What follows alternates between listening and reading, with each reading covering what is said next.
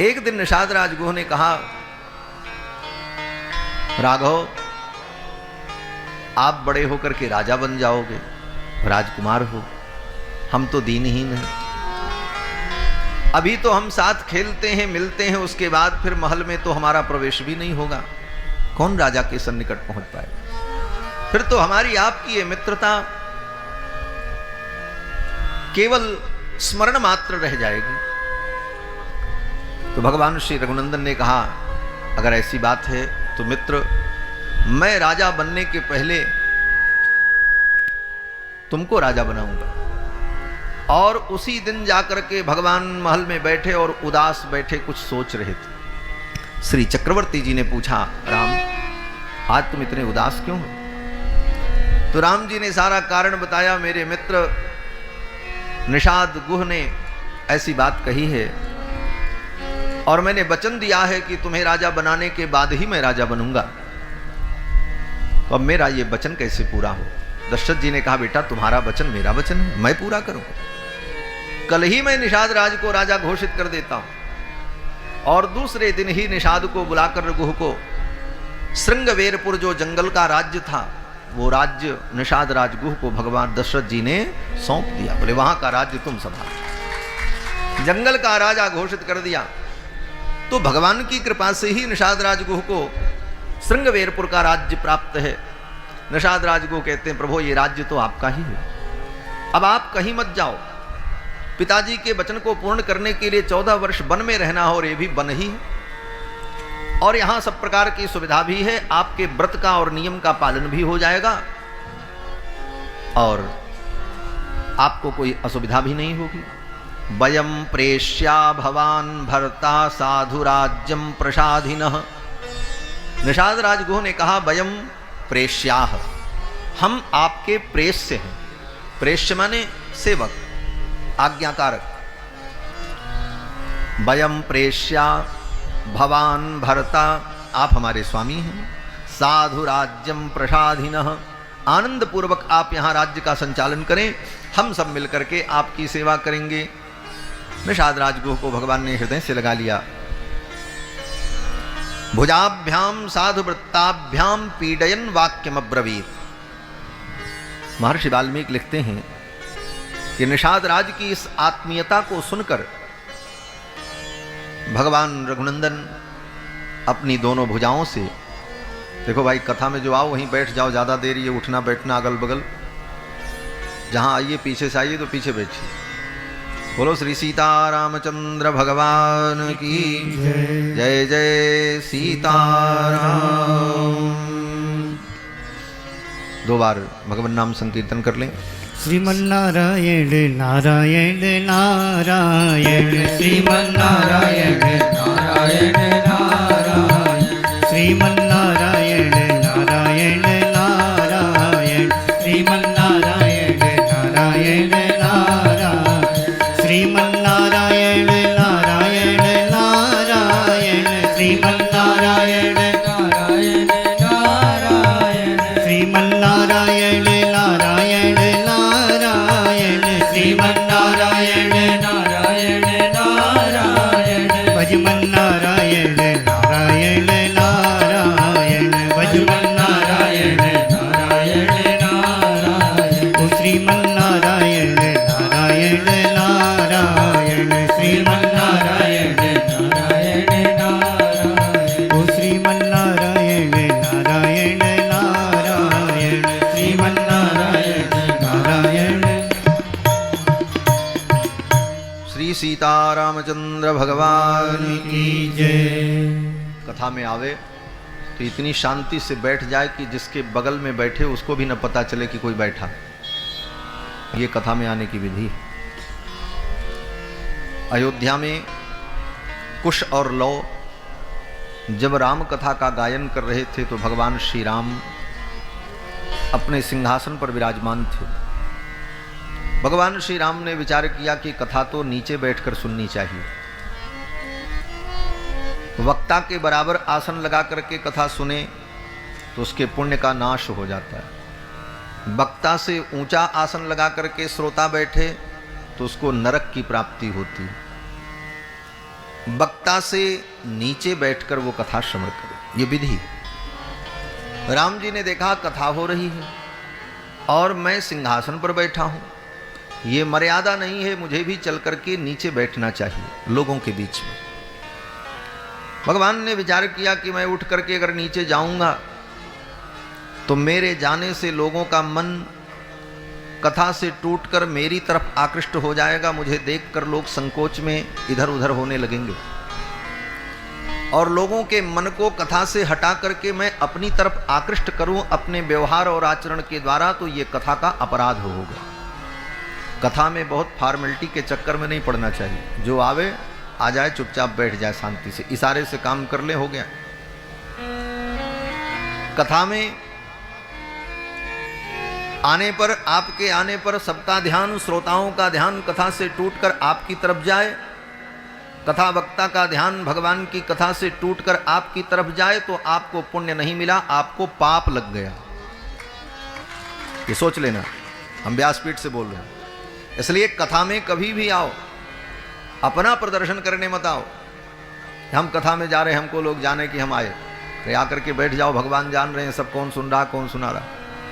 इसलिए कथा में आकर के चुपचाप शांति से जहां जगह मिल जाए वहीं बैठ जाएं, जिसके बगल बैठे उसको भी पता न चले। राम जी ने विचार किया मुझे भी उतर कर नीचे चलना चाहिए, लेकिन लोगों के बीच में मैं जाऊंगा तो लोगों का ध्यान मेरे तरफ हो जाएगा, और यहां बैठा रहूं तो ऊंचे आसन पर बैठ करके कथा सुनना ये मर्यादा नहीं होगी। ऐसी स्थिति में क्या करना चाहिए?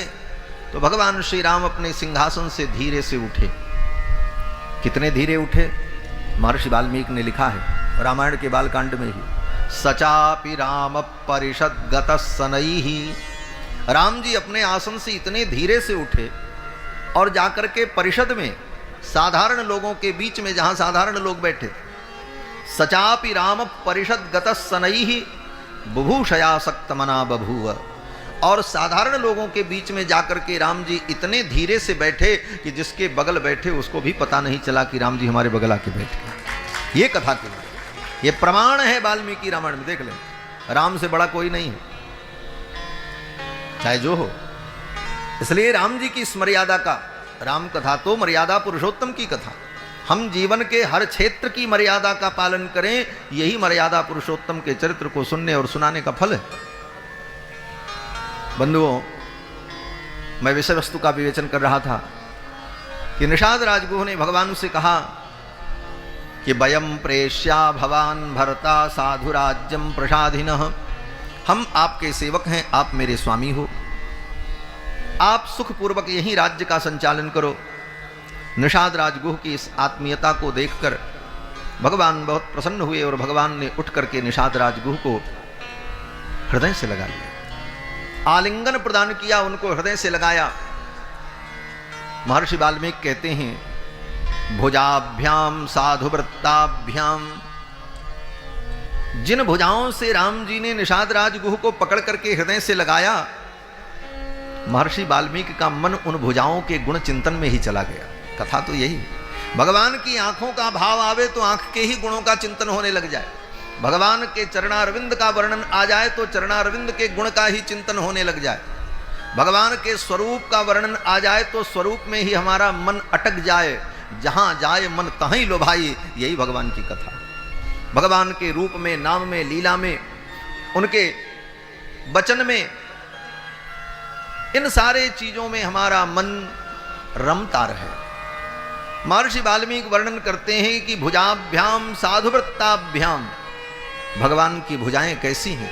बोले साधुवृत्ताभ्याम, साधुवृत्त भुजा। साधुवृत्त का मतलब जिन भुजाओं से भगवान रघुनंदन सदा साधु कर्म करते हैं, सत्कर्म करते हैं, ऐसी राम जी की सत्कर्म परायण भुजाएं जो हैं, उन भुजाओं से राम जी ने निषाद राजगुह को हृदय से लगा लिया।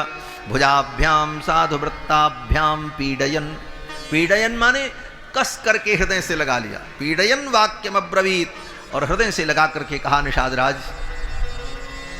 तुम्हारी सेवा और समर्पण को मैं स्वीकार करता हूं, लेकिन अयोध्या यहां से सन्निकट है, लोगों को पता चल जाएगा मैं यहां हूं, फिर लोगों का आना जाना शुरू होगा। और लोग आने जाने लग जाएंगे तो जंगल की जो शांति है वो भी समाप्त हो जाएगी। यहां वन में जो शांति है ये बिगड़ जाएगी और अयोध्या में भी कलह होगा, मेरी मां कैकेयी को भी कष्ट होगा। इसलिए मैं नहीं चाहता कि अयोध्या के सन्निकट रहूं, मुझे और आगे दूर जाना। निषाद राजगुह को भगवान ने हृदय से लगाया। भगवान जिसको हृदय से लगाते हैं ना, उसको भगवान अपने आप को दे देते हैं। ये बड़ा सुंदर प्रसंग है कि जब भगवान किसी भक्त पर अत्यधिक प्रसन्न होते हैं और भगवान चाहते हैं मैं किसे क्या दे दूं, सब कुछ देने के बाद ऐश्वर्य, वैभव, यहां तक कि स्वर्गादि लोक, मुक्ति, परम पद, वैकुंठ, ये सब दे देने पर भी भगवान को लगता है कि इसको मैंने कुछ उचित नहीं दिया। तब भगवान सोचते हैं अब मैं इससे ज्यादा इसको क्या दूं। तब भगवान सोचते हैं सब कुछ देने के बाद अब बचा क्या, अब मैं बचा हूं, मैं अपने आप को ही इसे दे दूं, इससे बड़ी कोई वस्तु नहीं हो सकती। और भगवान अपने आप को जब किसी भक्त को देते हैं तो देने का तरीका क्या है, बोले भगवान उठ करके उसे हृदय से लगा लेते हैं। यही भगवान का आत्मदान है, इसको भक्तों ने आत्मदान कहा। और ये आत्मदान भगवान किसी किसी को करते हैं। लक्ष्मण जी को किया चित्रकूट में। चित्रकूट में लक्ष्मण जी ने सुंदर कुटिया बना करके जब तैयार की तो लक्ष्मण की सेवा को देखकर भगवान प्रसन्न हुए और भगवान ने कहा एस सर्वस्व भूतों में, हे लक्ष्मण ये मेरा सर्वस्व, ऐसे तो मेरा सर्वस्व सब कुछ तुम्हारा ही है, लेकिन मैं भी तुम्हारा हूं, ऐसा कह करके भगवान ने लक्ष्मण को हृदय से लगा लिया। एस सर्वस्व भूतों में परिस्वंगो, भगवान ने अपना परिस्वंग प्रदान किया। और जब श्री हनुमान जी महाराज जानकी जी का पता लगा करके लंका से लौट करके आए तो हनुमान जी के इस सेवा से प्रसन्न होकर भगवान ने उठ करके हनुमान जी को हृदय से लगाया और कहा एस सर्वस्व भूतों में परिस्वंगो हनुमतः, हे हनुमान ये मेरा परिस्वंग जो मैं तुम्हें दे रहा हूं ये मेरा सर्वस्व है, मैं तुम्हारा हूं। निषाद राजगुह को भी भगवान ने परिस्वंग प्रदान किया। भुजाभ्याम साधु वृत्ताभ्याम पीडयन वाक्यम अब्रवीत। निषाद राजगुह कृतकृत्य हो गए, धन्य हो गए। निषाद राजगुह ने कहा प्रभु जैसी आपकी आज्ञा। एक रात्रि भगवान ने निषाद राजगुह के यहां विश्राम किया। उस रात्रि में भी भगवान ने कुछ ग्रहण नहीं किया, जल पी करके रहे। प्रातः काल भगवान ने निषाद राजगुह से कहा मित्र जाओ बट छीर ले आओ, मैं अपने केशों को जटा बनाना चाहता हूं। भगवान की आज्ञा मान करके निषाद राजगुह गए, बट वृक्ष का दूध लेकर के आए और बट वृक्ष के दूध को छीर को बालों में लगा लगा कर चिपका कर भगवान ने अपने केशों को जटा बना दिया। लक्ष्मण जी ने भी अपने केशों को जटा बना दिया। इतने सुंदर केश भगवान के केश इतने सुंदर हैं, इसीलिए भगवान का एक नाम केशव, जिसके केश इतने सुंदर हैं। और भगवान के केश, किसी भक्त ने कहा कि लाम के मानिंद हैं गेशु मेरे घनश्याम के, लाम के मानिंद हैं गेशु मेरे घनश्याम के। लाम के समान केश भगवान के हैं, ऐसे सुंदर केश। काकपक्षधर श्रीमान, महर्षि वाल्मीकि भगवान के जब केशों का वर्णन करते हैं तो कहते हैं काकपक्षधर श्रीमान, कौए के पंख के समान सुंदर चमकते हुए भगवान के केश। काकपक्षधर, ऐसे सुंदर भगवान के केश। घुंघराली अलकावली। भगवान ने बट छीर लगा करके अपने केश को जटा बना दी। निषाद राजगुह के आंखों में आंसू आ गए, इतने सुंदर केश, और उनको जटा बना दिया। लक्ष्मण जी ने भी अपने केशों को जटा बना दिया और फिर वहीं से सुमंत जी महाराज को भगवान ने विदा कर दिया। बोले आप यहां से लौट जाओ अयोध्या, जाकर के पिताजी को समाचार सुनाना, आप कह देना कि राम कुशल से हैं और चिंता नहीं करेंगे, 14 वर्ष की अवधि ज़्यादा नहीं होती है, मैं शीघ्र लौट करके आऊँगा और पिताजी के चरणों में प्रणाम निवेदन करूँगा। उस समय लक्ष्मण जी महाराज ने बहुत कुछ कटु वचन कहा पिताजी के विषय में, तो राम जी ने मंत्री सुमंत्र से कहा, मंत्रीवर्य, लक्ष्मण ने जो कुछ कहा है ये पिताजी से मत कहना। लक्ष्मण ने जो कहा है ये पिताजी से मत कहना, क्योंकि इनके वचन को सुनकर पिताजी को कष्ट होगा। सुमंत जी महाराज रोने लगे, भगवान के चरणों में प्रणाम किया और रथ लेकर अयोध्या की ओर चलना चाहते हैं, लेकिन घोड़े अयोध्या की ओर जाना नहीं चाहते। चाबुक से मारते हैं सुमंत जी महाराज घोड़ों को, लेकिन घोड़े अयोध्या की ओर आगे बढ़ना नहीं चाहते। अपने राम को छोड़ करके वो घोड़े जाना नहीं चाहते। पशु हैं, बोल नहीं पाते, लेकिन उनकी भावना है कि हे विधाता, ये पाप कर्म करने के लिए ही आपने मुझे पैदा किया था कि राम जी को जंगल में छोड़ने मैं जाऊं। और घोड़े की आयु कहां कितनी ज्यादा होती, 14 वर्ष में राम जी लौटेंगे, तब तक हमारा जीवन पूर्ण हो जाएगा और राम जी का पुनः हम दर्शन नहीं कर पाएंगे, और ये पाप विधाता ने हमसे करवाया। ये सोच कर वे घोड़े करुण क्रंदन करते हैं, रोते हैं, बोल नहीं पाते। बार बार निषाद राज को सुमंत जी महाराज उन घोड़ों को मारते चाबुक से। किसी प्रकार वे घोड़े अयोध्या की ओर चलने को तैयार हुए। सुमंत जी महाराज रथ लेकर अयोध्या के लिए चल पड़े और भगवान निषाद राजगुह से विदा मांगते हैं, हे मित्र, अब हम आगे जाएंगे, आप हमें गंगा पार करने की व्यवस्था करो। श्रृंगवेरपुर से गंगा पार करके भगवान तीर्थराज प्रयाग जाएंगे। गंगा पार करने के लिए भगवान जब गंगा के तट पर आए तो भगवान ने नाविक से कहा कि अरे नाविक, नाव ले आओ, मुझे गंगा पार जाना है। अब यहाँ पर श्री गोस्वामी तुलसीदास जी ने बड़ा सुंदर प्रसंग, केवट प्रसंग प्रस्तुत किया है। वाल्मीकि रामायण में ऐसा कोई प्रसंग नहीं है कि केवट ने इस प्रकार भगवान से कोई बहस की हो, तर्क किया हो। वहाँ तो केवट आया नाव लेकर के और सहज भाव से भगवान को पार कर दिया, कोई ऐसा वहाँ प्रसंग नहीं है। लेकिन यहाँ पर गोस्वामी जी ने बड़ा सुंदर प्रसंग प्रस्तुत किया कि भगवान ने केवट से कहा, केवट नाव ले आओ, तो केवट वहीं से कहता है, महाराज हम अपनी नाव नहीं लाएंगे, मना कर देता है। राम जी पूछते हैं क्यों, तो केवट कहता है, महाराज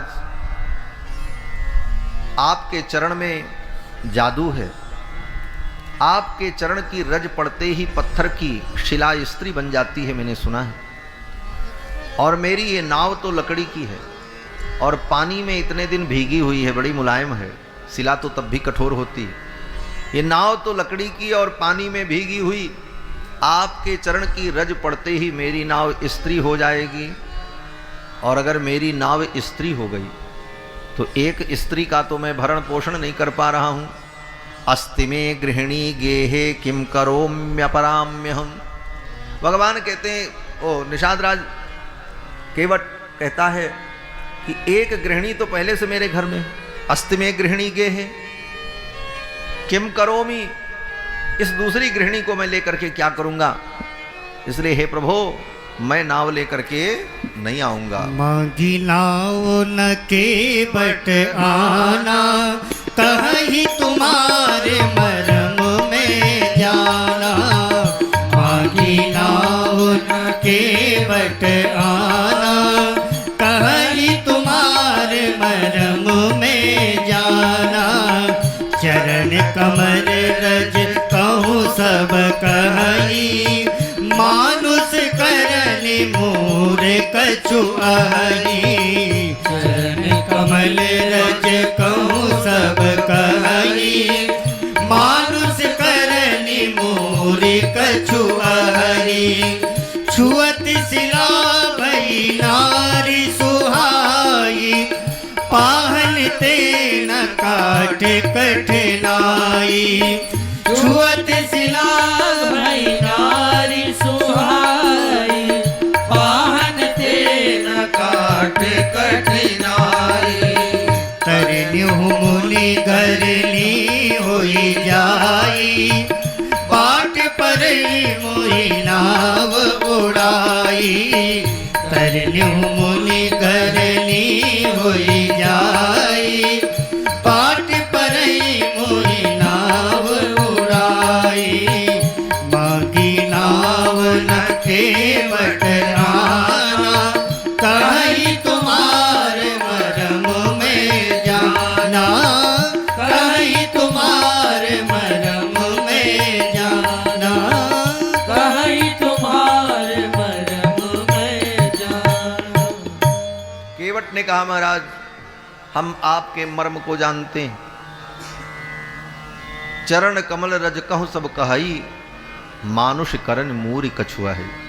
आपके चरण रज में स्त्री बना देने की विलक्षण शक्ति है, और कहीं मेरी नाव स्त्री बन गई तो मैं अपने परिवार का पालन पोषण कैसे करूंगा। यही प्रतिपालूं सब परिवारों, इसी नाव से मेरे परिवार का प्रतिपालन होता है, यही मेरी जीविका है, और ये जीविका भी चली जाएगी, इसलिए मैं आपको नाव पर नहीं चढ़ाऊंगा। राम जी ने कहा, प्रभु भैया मुझे पार उतरना है, देर हो रहा है, दूसरी कोई नाव भी नहीं है।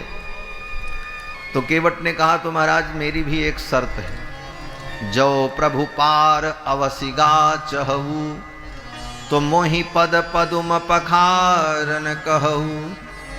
अगर आप सही में पार जाना चाहते हो, जो प्रभु पार अवसिगा चहु, अगर आप सही में पार जाना चाहते हो, आपकी इच्छा है, तो आप हमसे कहो कि हे केवट मेरा चरण धो लो और मुझे नाव में बैठा करके पार कर दो।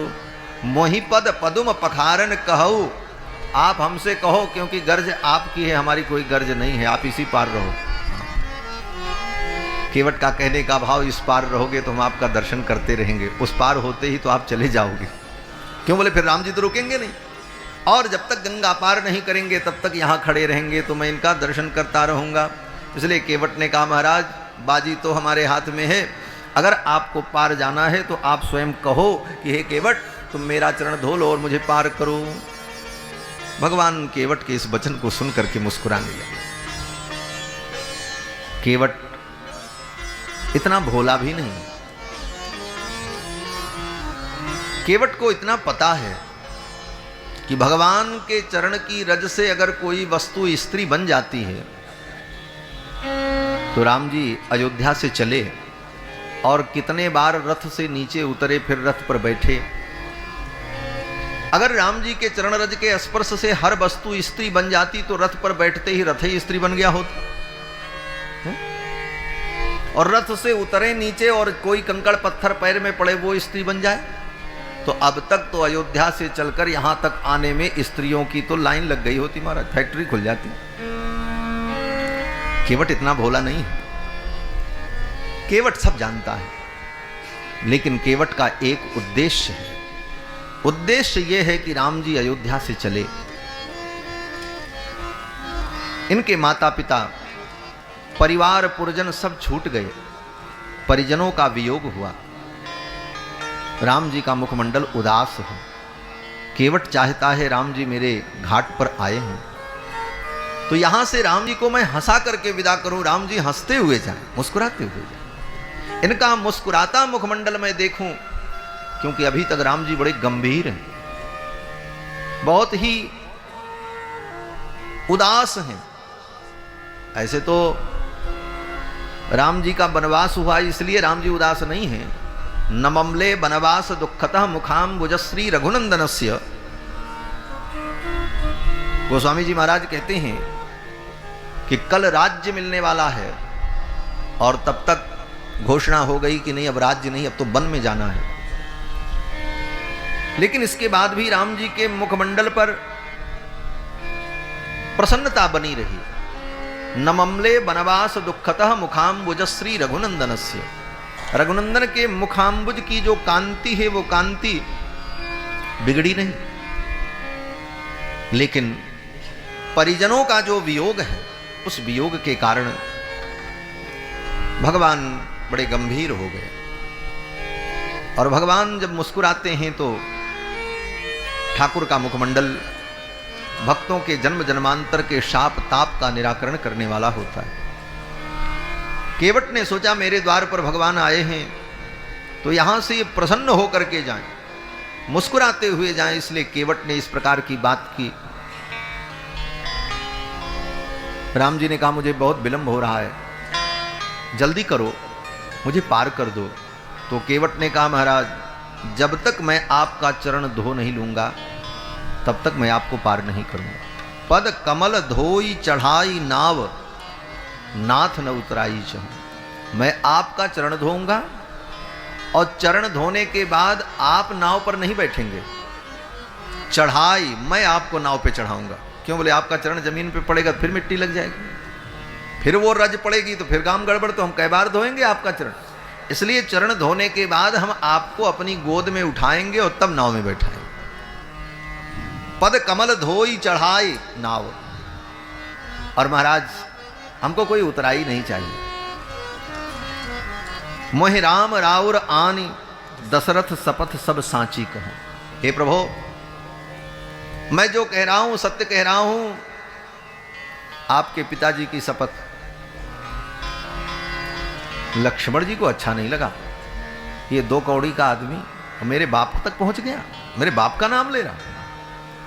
लक्ष्मण जी को अच्छा नहीं लगा ये 2 कौड़ी का आदमी मेरे बाप तक पहुंच गया, दशरथ जी का नाम ले रहा है, मेरे पूज्य पिता का, और उनकी शपथ दिला रहा है। लक्ष्मण जी थोड़ा क्रोधित हुए। तो केवट ने लक्ष्मण जी की ओर देखा और कहा वाह वाह लखनलाल, आप नाराज हो रहे हो, कोई बात नहीं, मुझे कोई डर नहीं, आप मार दो, मैं मरने को भी तैयार हूं। आप मार दोगे मैं जान रहा हूं, लेकिन मैं मरने को तैयार हूं। जब तक चरण नहीं धो लूंगा तब तक मैं इनको अपनी नाव में नहीं बैठाऊंगा। पद कमल धोई चढ़ाई नाव नाथ उतराई चहूं। पद कमल धोई चढ़ाई नाव नाथ उतराई चहूं। मोहि राम राउर आन दशरथ शपथ सब साची कहो। मोहि राम राउर आन दशरथ शपथ सब साची कहो। परु तीर मारहु लखन पे जब लगी न पाए पखारी हो। परु तीर मारहु लखन पे जब लगी न पाए पखारी हो। तब लगी न तुलसीदास नाथ कृपाल पार उतारी हो। तब लगी न तुलसीदास नाथ कृपाल पार उतारी हो। पद कमल धोई चढ़ाई नाव नाथ उतराई चहूं। पद कमल धोई पद कमल धोई पद कमल धोई। केवट ने कहा पद कमल धोई चढ़ाई नाव नाथ न उतराई। लक्ष्मण जी रोष में आने लगे तो केवट ने कहा बरु लखन मारो तीर जब लग्न पांव पखारी हो। तब लग्न तुलसीदास नाथ कृपाल पार उतारी। केवट के इस वचन को सुनकर के भगवान मुस्कुराने लगे। भगवान के चेहरे पर हंसी आ गई। सुन के वट के बैन सुन के वट के बैन प्रेम लपेटे अटपटे। बिहसे करुणा ऐन चितई जानकी लखन तन। केवट के वचन को सुनकर के भगवान मुस्कुराए ही नहीं, हंसने लगे। वहां बिहसे करुणायन, भगवान को हंसी आ गई। वाह केवट, क्या बात है। केवट के सामने भगवान जब हंसने लगे, केवट प्रसन्न हो गया, मेरा प्रयास सार्थक हो गया। केवट का तो उद्देश्य था कि भगवान प्रसन्न हो जाए और मुस्कुराते हुए मेरे घाट से जाएं, और ये मेरे द्वार पर आए हैं तो मैं भी इनकी कृपा प्रसाद को प्राप्त कर लूं, इनका चरण धो करके मैं चरणामृत ले लूं। बोले केवट को चरणामृत की क्या जरूरत है? बोले क्यों? बोले केवट तो रोज चरणामृत ही में रहता है, गंगा जी के किनारे रहता। गंगा क्या है? भगवान का चरणामृत ही तो।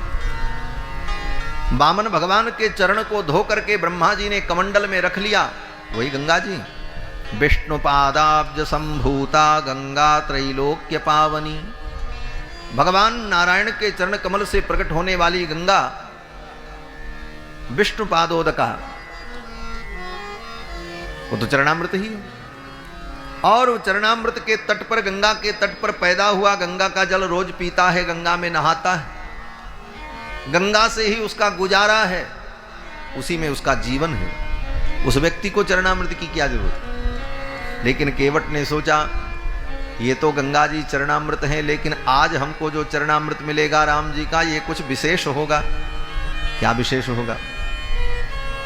बोले चरणामृत तो भगवान का सदा दिव्य है, लेकिन उसमें विशेषता बढ़ जाए तो चरणामृत की दिव्यता और अधिक होती है। चरणामृत तो सदा दिव्य ही है, लेकिन उसकी दिव्यता और उत्तरोत्तर बढ़े।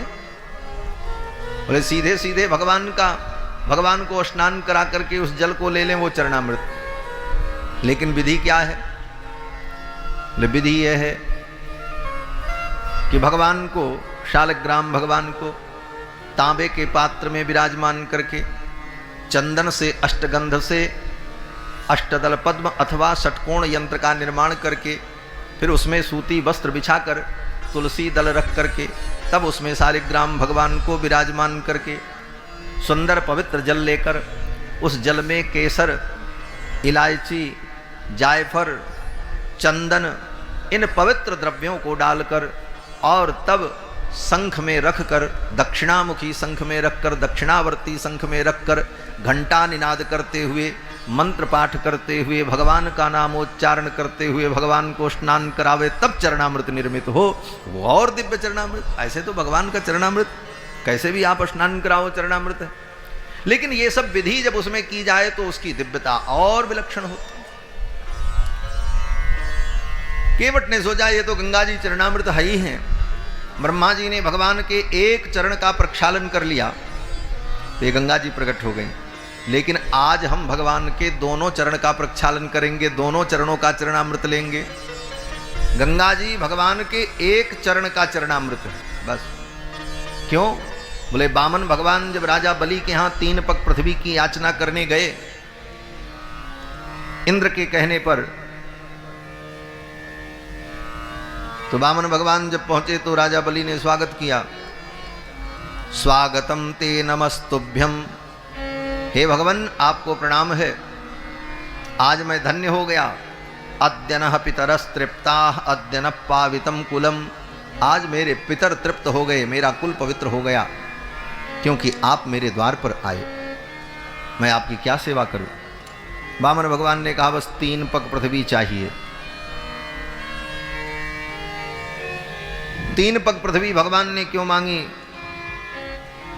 बोले 3 पग में सब कुछ नापना था, तो भगवान 2 पग भी मांग सकते थे।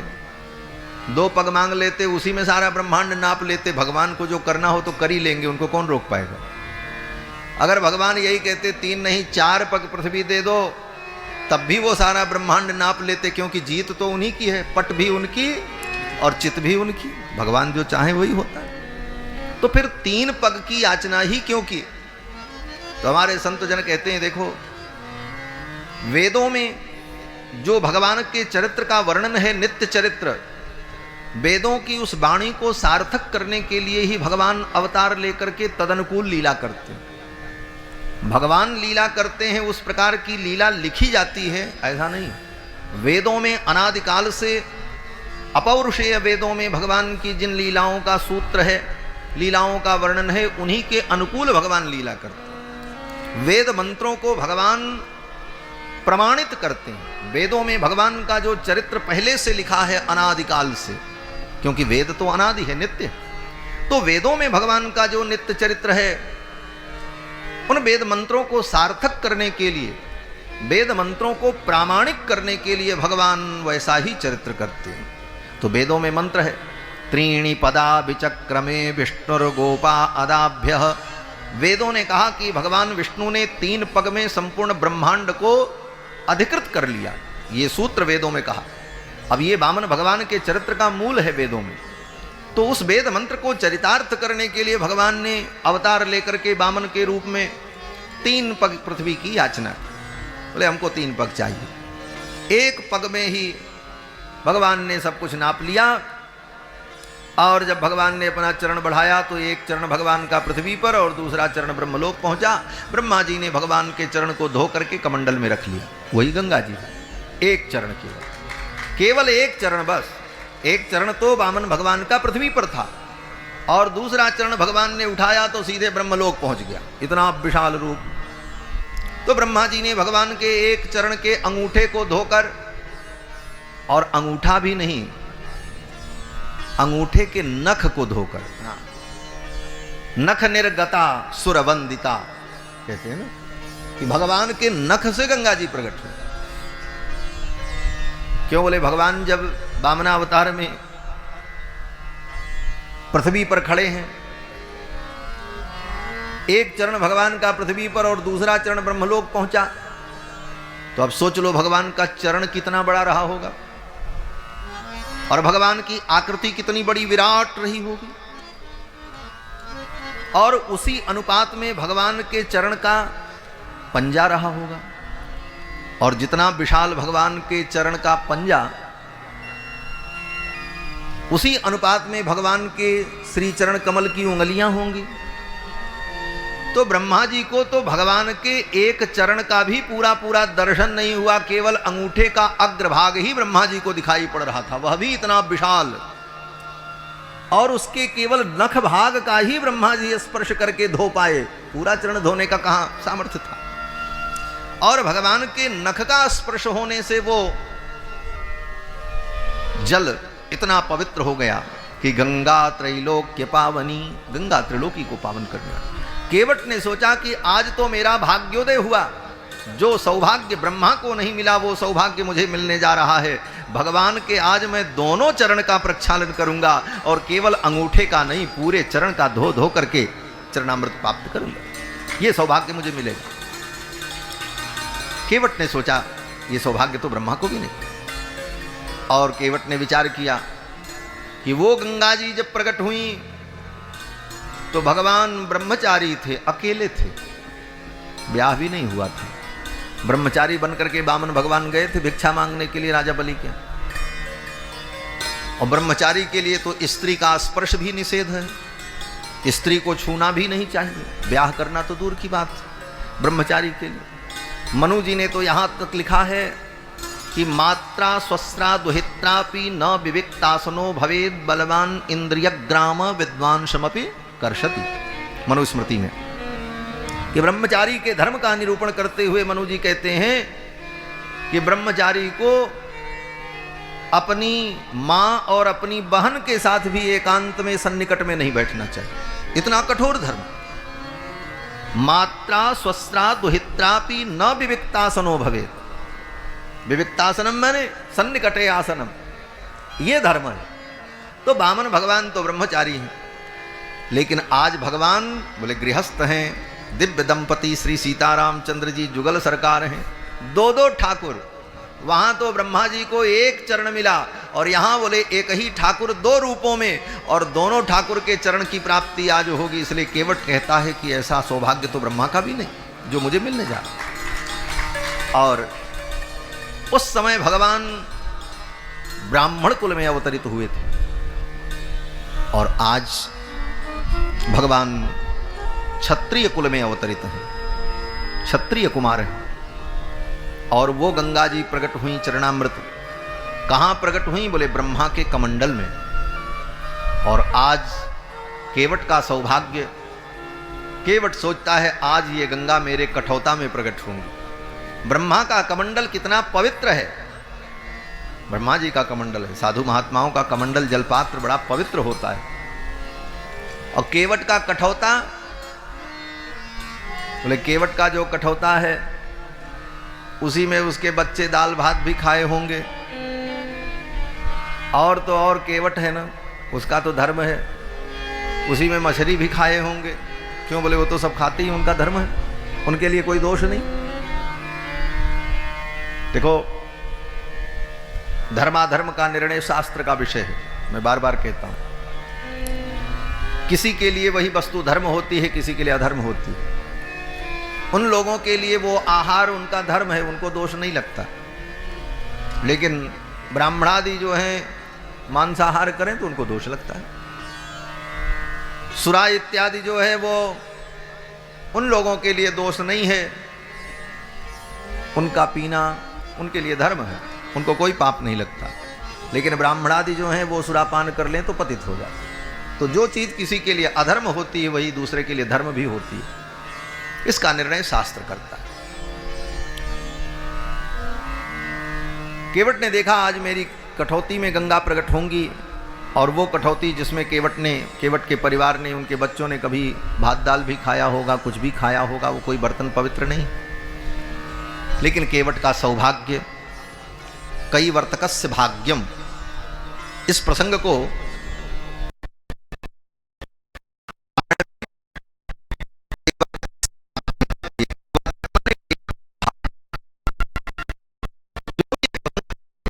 कथा है, लेकिन ये केवट का महान सौभाग्य है। ऐसा अवसर बड़े बड़े पुण्यात्माओं को प्राप्त नहीं होता। केवट ने सोचा आज अद्भुत गंगा का प्राकट्य होगा, और ये गंगा केवल मेरे लिए प्रकट होंगी। ब्रह्मा जी ने जिस गंगा को प्रकट किया वो गंगा तो त्रिलोकी को पावन करने के लिए प्रकट हुई, और आज तक त्रिलोकी को पावन कर रही हैं, और आने वाले अनंत अनंत युगों तक वो त्रिलोकी को पावन करेंगी। लेकिन ये गंगा तो केवल मेरे लिए प्रकट होंगी, बस मेरे लिए। ये केवट का सौभाग्य है। केवट प्रसन्न हो गया। भगवान ने कहा भैया विलंब मत करो, कृपा सिंधु बोले मुस्काई, सोई करु जेहि तव नाव न जाई। हे केवट, जिससे तुम्हारी नाव न जाए, जिससे तुम्हारी नाव बच जाए वही तुम करो, लेकिन मुझे पार कर दो, मुझे पार जाना है। ये केवट भगवान का चरणामृत पाने के लिए ही मचल रहा था। एक संत कहते थे कि ये केवट कौन है? बोले केवट ये अक्षय बट है। प्रयाग में जो लोग गए हैं उन्हें मालूम होगा, प्रयाग में त्रिवेणी के तट पर अक्षय बट है, और वो अक्षय बट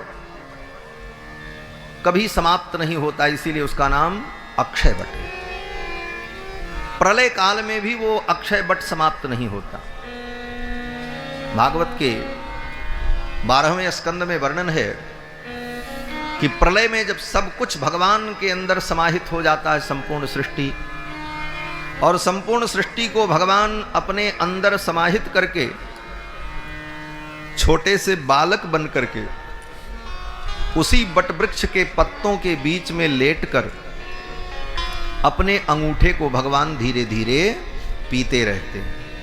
करारविंदेन पदारविंदम मुखारविंदे विनवेशयन्तम बटस्य पत्रस्य पुटे शयानम बालम मुकुंदम मनसा स्मरामि। भगवान बाल मुकुंद अपने चरण के अंगूठे को अपने मुख में रखकर चूसते रहते हैं, और उसी बट वृक्ष के पत्तों के बीच में लेटे रहते हैं। किसी ने कहा भगवान अपना अंगूठा क्यों चूसते हैं? तो भक्त ने कहा भगवान अपना चरणामृत स्वयं पीते हैं। अपना चरणामृत भगवान पीते हैं। बोले भगवान अपना चरणामृत पीते हैं क्यों? बोले भगवान ने सोचा कि मेरे भक्त जो हैं उनको नित्य चरणामृत लेने का नियम है, अभ्यास है, और प्रलय काल में ये सारी सृष्टि मेरे पेट में चली गई, तो मेरे जो भक्त हैं उनको चरणामृत अब कहाँ मिलेगा, तो लाओ मैं ही चरणामृत की सप्लाई कर दूं। तो भगवान स्वयं अपना अंगूठा अपने मुख में रख करके चरणामृत को भीतर भेजते रहते हैं, और अनंत अनंत सृष्टि जो भगवान के अंदर विद्यमान है वो भगवान के चरणामृत का पान करती रहती है। तो बट वृक्ष, जिस बट वृक्ष के पत्तों के बीच में भगवान लेटे हैं, उस बट वृक्ष ने देखा कि भगवान के चरणामृत की इतनी महिमा है। स्वयं भगवान अपना चरणामृत पी रहे हैं, और भगवान के अंदर जो अनंत अनंत सृष्टि प्रलय काल में विलीन है, उन जीवात्माओं को भी अपना चरणामृत भगवान दे रहे हैं। तो ये चरणामृत मुझे कैसे पीने को मिलेगा? उस समय संपूर्ण सृष्टि भगवान के अंदर, और सब भगवान के चरणामृत से पुष्ट हो रहे हैं। बचा कौन? बोले वही केवल बट वृक्ष बचा, वो बाहर था, और बट वृक्ष के पत्तों के बीच में भगवान लेटे थे। तो बट वृक्ष ने सोचा, अक्षय बट ने सोचा कि मुझे ये चरणामृत मिले, मैं भी चरणामृत का पान करूं।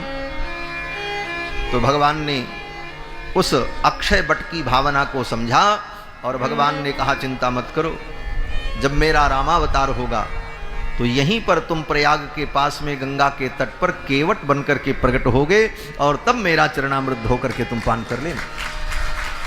वो अक्षय बट ही केवट है। केवट क्यों है? हमारे पूज्य चित्रकूट पीठाधीश्वर पूज्य महाराज श्री केवट शब्द का अर्थ कर रहे थे। केवट, के माने जले, सप्तमी विभक्ति का रूप जले।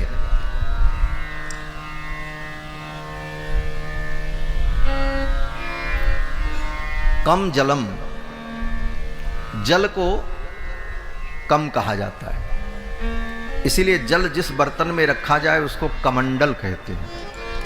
कम माने जल, जल से जो पैदा हो पुष्प, इसीलिए उसको कमल कहते हैं। कम माने जल। अब ज्यादा व्याकरण नहीं बताएंगे, इतने से अंदाजा आप लगा दें। कम माने जल, और जैसे जल शब्द का रूप चले व्याकरण में तो सप्तमी विभक्ति में जले बनेगा, उसी तरह कम शब्द का रूप जब चलेगा तो उसका रूप अंत में जाकर के सप्तमी विभक्ति में बनेगा के माने जले।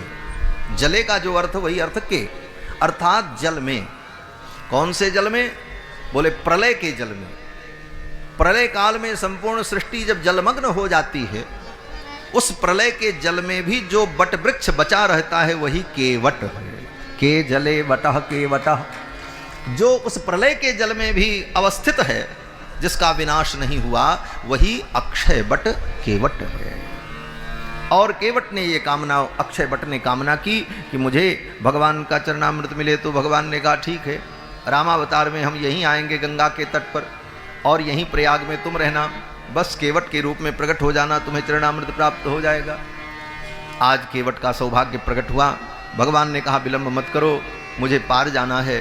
भगवान की अनुमति पाकर के केवट प्रसन्न हो गया, और भगवान का चरण धोने के लिए केवट गया, कठौता लेकर के आया और जल लेकर के आया। केवट राम रजाय सुपावा, केवट राम रजाय सुपावा, पानी कठौता भर ले आवा, पानी कठौता भर ले आवा। अति आनंद उमग अनुरागा, अति आनंद उमग अनुरागा, चरण सरोज पखारन लागा, चरण सरोज पखारन लागा। बरसि सुमन सुर सकल सिहाई, बरसि सुमन सुर सकल सिहाई, यही सम पुण्य पुंज को नाही, यही सम पुण्य पुंज को नाही। केवट राम रजाय सुपावा, केवट राम रजाय सुपावा। केवट राम रजायस पावा, पानी कठौता भरी ले आवा।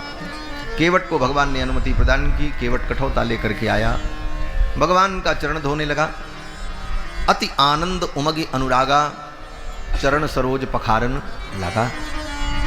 केवट के इस भाग्य को देखकर देवता प्रसन्न हो गए और देवता लोग पुष्प की वर्षा करने लगे। बरस सुमन सुर सकल सिहाई, देवता लोग पुष्प की वर्षा करने लगे और कहने लगे यही सम पुण्य पुंज को नाही, इससे बड़ा पुण्यात्मा कौन होगा जिसको आज भगवान के दोनों चरणारविंद प्राप्त है।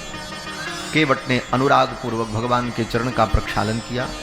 पद पखारी जल पान करी, भगवान के चरण को धोकर केवट ने चरणामृत लिया और अपने पूरे परिवार को चरणामृत दिया। पद पखारी जल पान करी, आप सहित परिवार, अपने और अपने पूरे परिवार को दिया।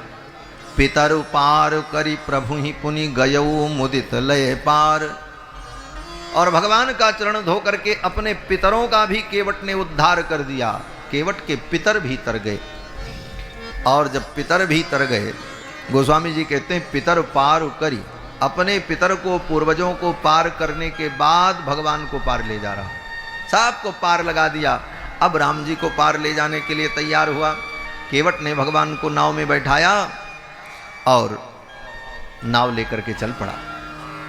नाव जब गंगा में चलने लगी, निषाद राजगुह भी बैठे हैं, लखनलाल हैं, जानकी जी हैं, रघुनंदन हैं। केवट नाव को जल में घुमाने लगा, कभी इधर ले जाए कभी उधर ले जाए, कभी धारा में छोड़ दे, कभी फिर इस किनारे लेकर के चलावे।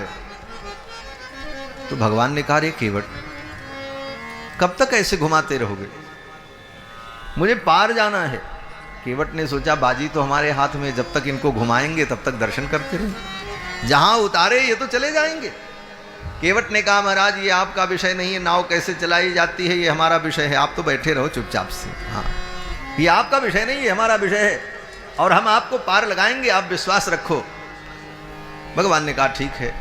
केवट ने सोचा भगवान का मन बहलाना चाहिए, और भगवान का मन बहलाने के लिए केवट सुंदर गीत गाने लगा और बड़े प्रेम से नाव खेने लगा और भगवान को लेकर के जा रहा है। मेरी नैया में लक्ष्मण राम, गंगा मैया धीरे बहो। मेरी नैया में लक्ष्मण राम, गंगा मैया धीरे बहो। मेरी नैया में लक्ष्मण राम, गंगा मैया धीरे बहो। मेरी नैया में लक्ष्मण राम, गंगा मैया धीरे बहो। धीरे बहो मैया धीरे बहो, धीरे बहो मैया धीरे बहो।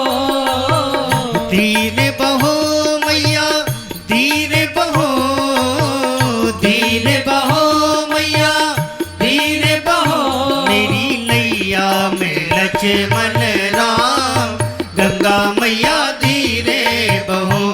मेरी नैया में लक्ष्मण राम, गंगा मैया धीरे बहो। कौन की गंगा कौन की नैया, कौन की गंगा कौन की नैया, कौन की गंगा कौन की नैया, कौन की गंगा कौन की नैया। कौन के लक्ष्मण राम, गंगा मैया धीरे बहो। हाँ कौन के लक्ष्मण राम, गंगा मैया धीरे बहो। मेरी नैया में लक्ष्मण राम, गंगा मैया धीरे बहो। मेरी नैया में लक्ष्मण राम, गंगा मैया धीरे बहो। भगीरथ की गंगा केवट की नैया, भगीरथ की गंगा केवट की नैया, केवट की नैया। भगीरथ की गंगा केवट की नैया, भगीरथ की गंगा। राजा दशरथ के लक्ष्मण राम, गंगा मैया धीरे बहो। राजा दशरथ के लक्ष्मण राम, गंगा मैया धीरे बहो। मेरी नैया में लक्ष्मण राम,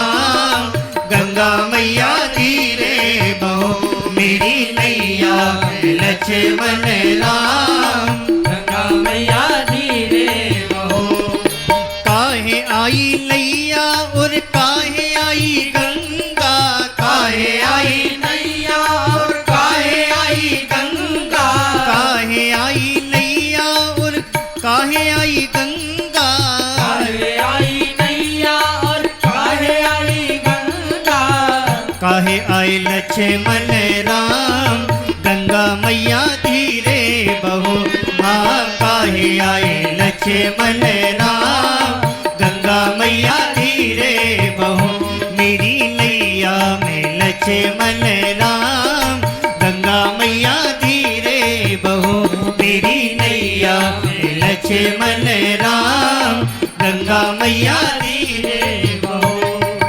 पाप हरे गंगा पार कर नैया, पाप हरे गंगा पार करे नैया। पाप हरे गंगा पार करे नैया। हरे गंगा पार करे नैया। भक्तन हित लक्ष्मण राम, गंगा मैया धीरे बहो।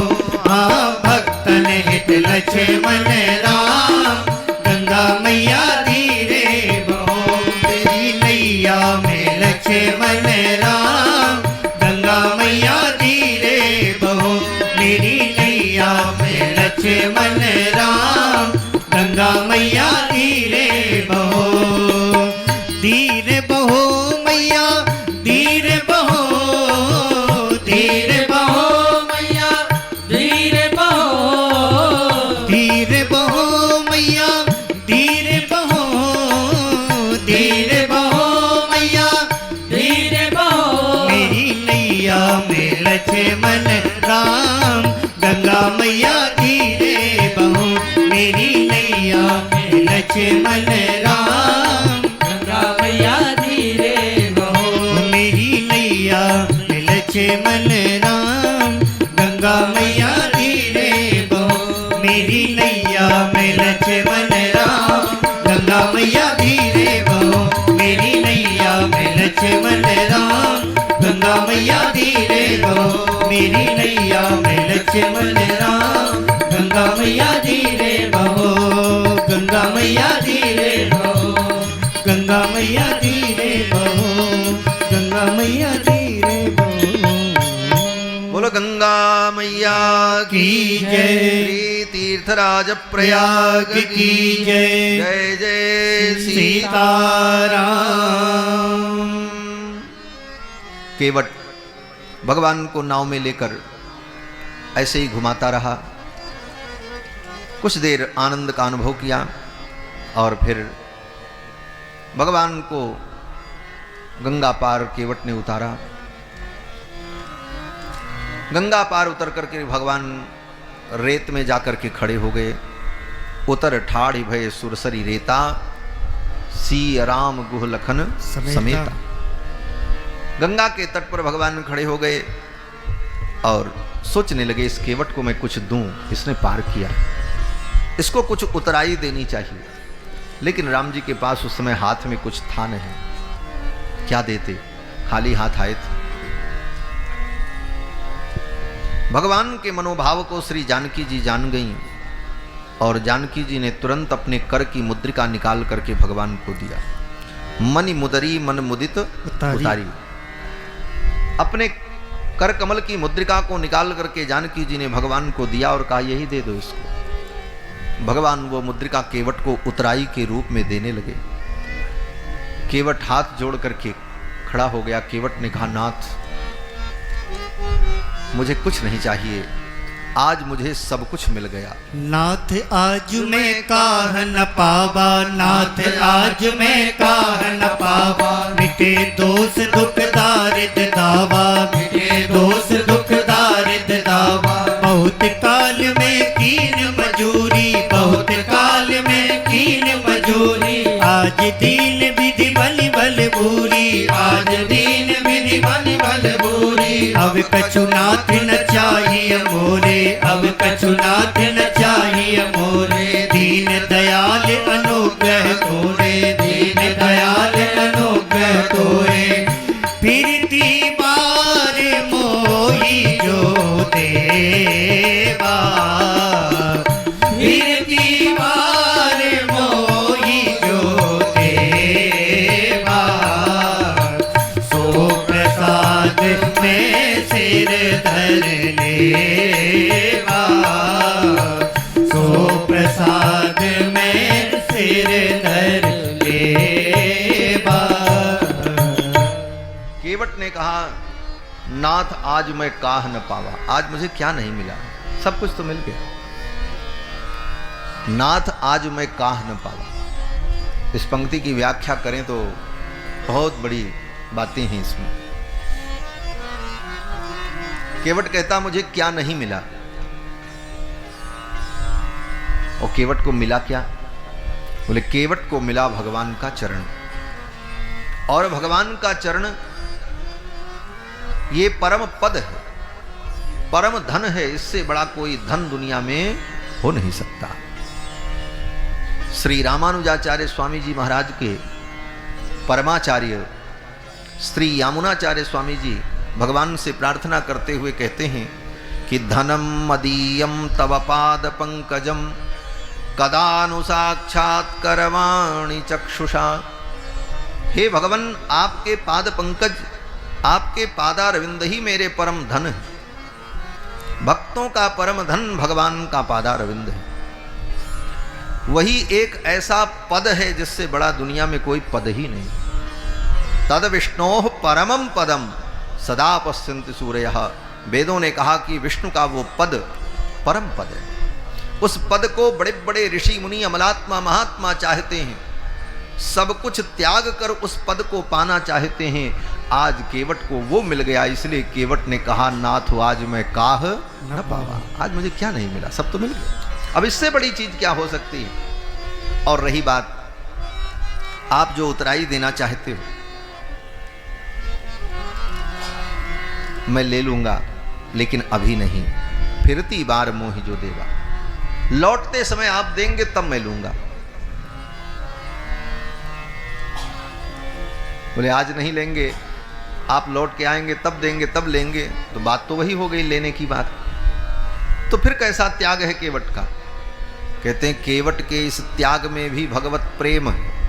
क्या प्रेम है? बोले केवट ने सोचा कि कोई तो बहाना बने कि राम जी लौटते समय भी इधर से ही लौटे, नहीं तो कोई बात नहीं रहेगी, तो हो सकता है किसी दूसरे घाट से पार हो जाए, किसी दूसरे रास्ते से निकल जाए, और ये बकाया रह जाएगा।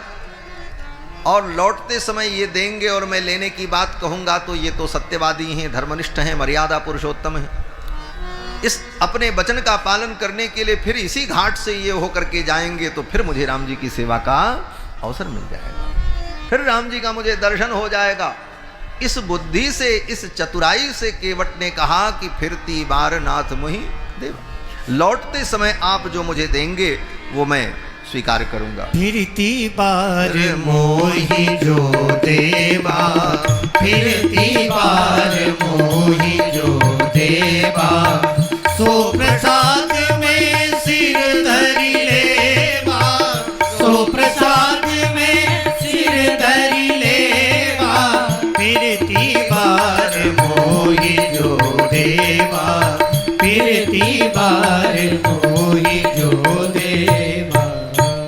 केवट ने भगवान के चरणों में प्रणाम कर लिया। अंत में भगवान ने केवट को दिया, क्या दिया? बोले अपनी भक्ति का वरदान दिया। विदा कीन करुणायतन भगत विमल बरु दे। अपनी विमल भक्ति का वरदान भगवान ने केवट को दिया। और भगवान की भक्ति मिल जाए तो फिर तो सब कुछ प्राप्त हो जाता। वेद व्यास जी कहते हैं कि यस्यास्ति भक्तिर्भगवत्यकिंचना सर्वैः गुणैः तत्र समासते सुराः। जिसके जीवन में भगवान की भक्ति आ जाए उसके जीवन में सारे सद्गुण अपने आप आ जाते हैं। यस्यास्ति भक्तिर्भगवत्यकिंचना सर्वैर्गुणैः तत्र समासते सुराः। ये जितने गुण हैं, ज्ञान विज्ञान बुद्धि बल विवेक पराक्रम ऐश्वर्य त्याग तप ये जितने गुण हैं इन गुणों के अधिष्ठात्र देवता हैं। एक एक गुण के एक एक देवता हैं, जिन देवताओं की कृपा से ये गुण किसी को प्राप्त होता है। वेदव्यास जी कहते हैं जिसके अंदर भगवान की भक्ति आ जाए तो इन गुणों के जो देवता हैं वो देवता उन गुणों के सहित आकर के उसके अंदर प्रविष्ट हो जाते हैं। यस्यास्ति भक्तिर भगवत्य किंचना सर्वैः गुणैः तत्र समासते सुराः। देवता भी उन गुणों के सहित आकर के उसके अंदर प्रतिष्ठित हो जाते हैं। इसीलिए बड़े बड़े ज्ञानी महापुरुष भगवान के भक्ति की कामना करते। इसीलिए कहा संसार की छोटी छोटी वस्तुओं को भगवान से मत मांगो। भगवान से मत मांगो कि ठाकुर जी हमको नौकरी दे दो, धन दे दो, घर दे दो, मकान दे दो, बेटा दे दो, बेटी दे दो।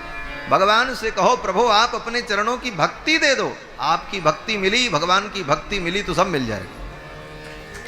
भगवान की भक्ति मिलेगी तो सब अपने आप प्राप्त हो जाएगा। क्यों बोले यस्यास्ति भक्तिर भगवत्य किंचना सर्वैः गुणैः तत्र समासते सुरा।